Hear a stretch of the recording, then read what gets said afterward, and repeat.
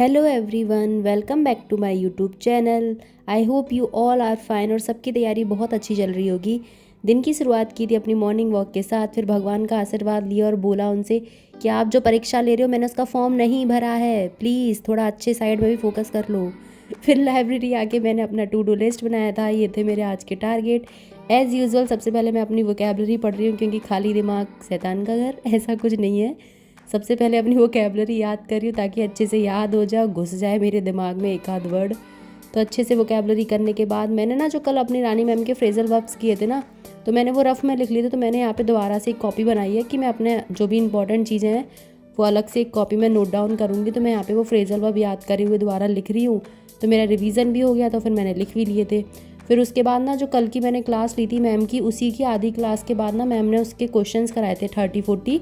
तो मैंने put word के ही फ्रेजल वर्ब्स पहले याद किए, उनको लिखा और फिर उसके बाद मैंने उसी का ये क्वेश्चंस लगाए थे ताकि अच्छे से हो जाए। उसके बाद मैं यहाँ पे अपना पिनेकल का बुक लिया मैंने, उसके बाद मिक्स्ड एरर लगाए थे। ट्रस्ट मी गाइस, पहले मैं ना मैम की वीडियोस वगैरह देखती थी, ऐसा नहीं है कि उससे सीखने को नहीं मिलता था, बहुत कुछ अच्छे से मैम पढ़ाती हैं, लेकिन ना बहुत ज़्यादा टाइम वेस्ट होता था। लाइक 50 क्वेश्चंस लगाने के लिए मुझे 1.5 घंटे की क्लास देखनी पड़ती थी। अभी मैं 25 क्वेश्चन लगाती हूँ, मेरे ये आधे घंटे में हो जाते हैं। बहुत फोकस से भी लगाती हूँ क्योंकि कोई और हिंट देने वाला भी नहीं है। उसके बाद मैंने यहाँ पे ईडियम्स किए थे। तो अब मैंने ना कोशिश कर रही हूँ कि मैं सारी चीज़ें बुक से ही करूँ, ये PYQs भी हैं, अच्छे से भी हो जाएगा और रिवीजन भी हो जाएगा। तो मैं अपने मिक्स्ड एरर और PYQs जो भी हैं उसके सारे क्वेश्चंस मैं इसी से SSC पिनेकल से लगा रही हूँ। और कल ना एक बच्चे का मैसेज आया था कि क्या दीदी हम समुद्र मंथन की बुक ले लें या फिर ये वाली बुक ले लें। देखो, बुक आप कोई भी ले सकते हो, कंटेंट सब में सेम ही होता है। PYQs थोड़ी चेंज हो जाएंगे, वो तो कोई भी बुक हो सब में सेम ही रहेंगे। तो आप अपनी प्रैक्टिस पे फोकस करो रेदर देन कि आप कौन सी बुक ले रहे हो। उसके बाद मैंने यहाँ पे एक्टिव पैसिव के क्वेश्चंस लगाए थे और डायरेक्ट इनडायरेक्ट के लगाए थे।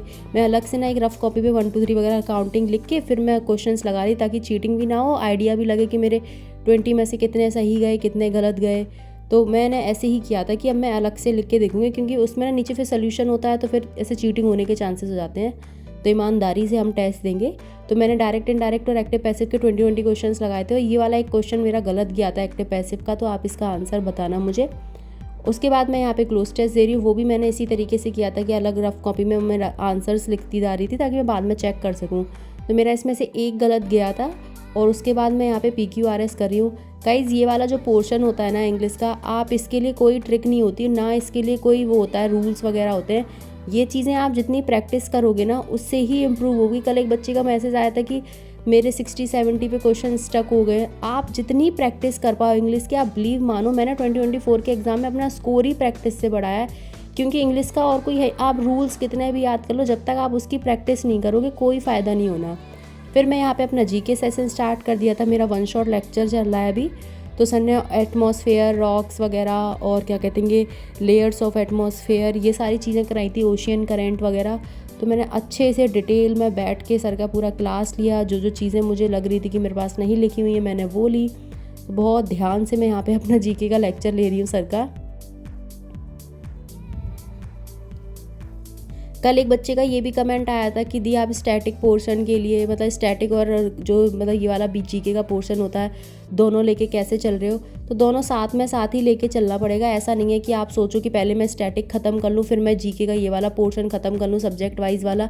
तो आपको दोनों चीज़ें अपने ऐसा टाइम टेबल बनाओ कि आप दोनों चीज़ें एक साथ लेके हुए चल सको। स्टैटिक GK में आज मैंने फॉरेन ट्रैवलर्स किए थे, ये अंकित भाटी सर की बुक है स्टैटिक GK की। उसके बाद फ्री होके मैं जिम आ गई थी। जिम से जाने के बाद मुझे कुछ अर्जेंट काम पड़ गया था, तो मैं अपनी सिस्टर के साथ मार्केट गई थी।